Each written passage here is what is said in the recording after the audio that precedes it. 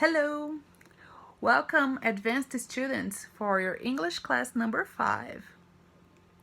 So today the first part of the class is going to be the measure system, and the second part is going to be a very big text about a Netflix series called Making a Murderer. Alright? So let's start. Here we're gonna talk about miles versus kilometers. So let's just fix something here.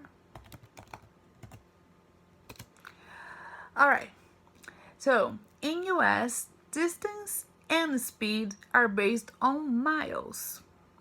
That's why when you watch those action movies and you see the cars are going really fast, but the speedometer shows they are as fast as 100 per hour. That doesn't seem really fast when you think in kilometers, but once you change it to miles, it goes as fast as 160 kilometers per hour. That's because 1 mile equals 1.6 kilometers. So it seems to be slow because we think in kilometers, but it's actually in miles, it's much faster.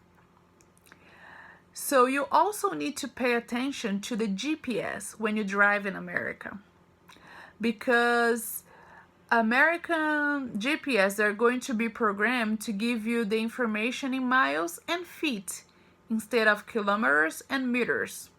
So 1 meter equals 3.28 feet. Okay. So that's another important information, because if you're gonna be asked about your height in America, they will not understand if you say that in meters, so you have to change it to feet. So the calculation you need to make is how tall you are in meters and multiply this by 3.28. So the example we have here is, if you are 1.70 meters tall, in US you are 5'6", okay, 5.6, but you say, oh, I'm 5'6", all right? It's not my case, I'm not one. I'm not 5'6", I'm 5'4", I think. Moving on, we are here for the text. The title is Wrongfully Convicted. So, you probably heard lots of stories about wrong convictions in US. Some of these stories became famous. They are all over Netflix and podcasts. Series like Making a Murderer and When They See Us, Netflix, reached millions of people and made us see how unfair the justice system can be. There are also cases that give us a reasonable doubt if the person convicted is actually guilty. Here we'll find out more about Steven Avery's case. So he's the main character for the Netflix series called Making a Murderer. This case has so many twists that not even the most creative screenwriter would be able to come up with such a story. The show gives us a good idea about Steven Avery's life and the reasons why he was most likely set up. Avery had committed some minor offenses during his adolescence, but he decided to change his life. He got married to an older woman, he had 3 kids, and was happier as ever at the age of 23, when his whole life turned upside down.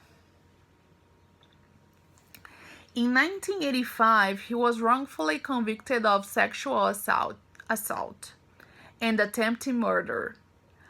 A young woman was jogging by the beach and she was attacked by a man who she claimed to be Steven Avery. Even though many facts pointed to a different direction, the Manitowoc County Police in Wisconsin was confident that the guy who was involved in many small crimes few years back was the responsible for this crime, and they did everything to prove it. On her first statement, the victim said that the person who assaulted her had brown eyes and Steven has blue. Steven was with his family in a different city at the time the crime was committed. He had receipts from purchases he did during that day, and he also had multiple witnesses who confirmed he wasn't there when the woman was attacked. But those facts were completely ignored by the police and the jury. When the police came to the hospital to interview the victim, she could barely see. But they showed her a photo of Steven, asking if he was the man who attacked her. The woman thought he was similar enough to the offender and confirmed it was him. He got a sentence of 33 years in prison.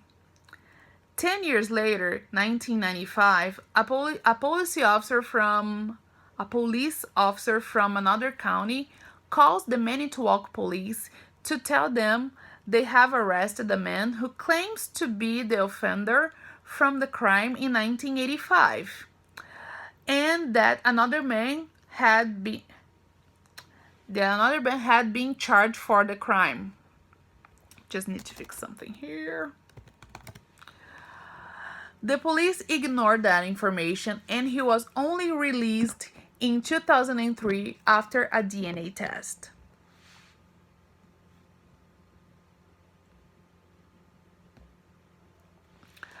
He sued Manitowoc County Police in $36 million and won. 2 years after his release, a woman was killed and the last person she saw was, guess who? Steven Avery.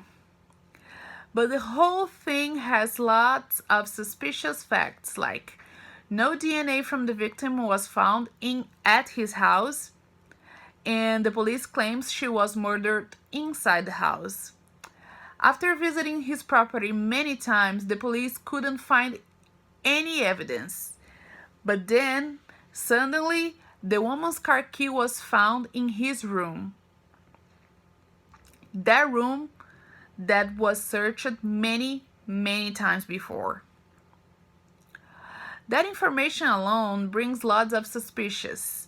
Imagine now that one of the cops who was being investigated for misconduct on Steven's previous arrest was the one who found the key.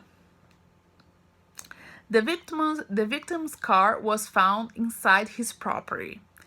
Can you imagine someone being that so dumb by killing somebody and leaving the victim's car inside their own property? Hard to buy, right? The police then proved that the blood found in the car was Avery's. Later on, his lawyers found out that the recipient that kept Avery's blood from the police files was violated. That seems pretty clear that somebody could get that blood and plant it in the crime scene.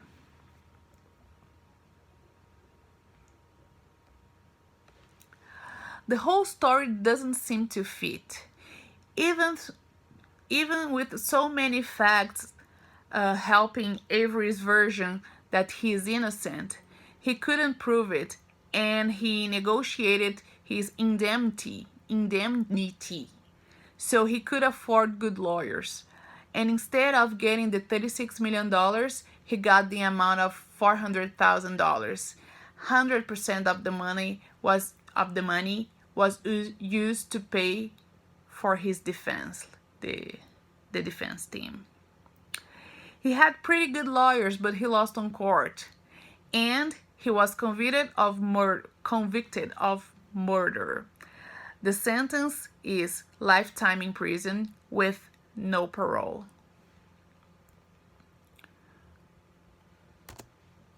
While in prison with no money to pay for lawyers to try another trial, Avery sent a number of letters to different attorneys to take his case pro bono. He finally got a top lawyer called Catherine Zellner. She has released in the past many wrongfully convicted inmates. She's still working on Avery's case and she truly believes he's innocent. Avery is still in prison. He's now 57 years old and he spent 33 years of his life incarcerated. That's a pretty sad story, right? We're gonna discuss about it in class. You tell me if you watched this series. Tell me what you think, if he's innocent or not, all right? We're gonna talk about it. So I'll see you in class. Bye-bye.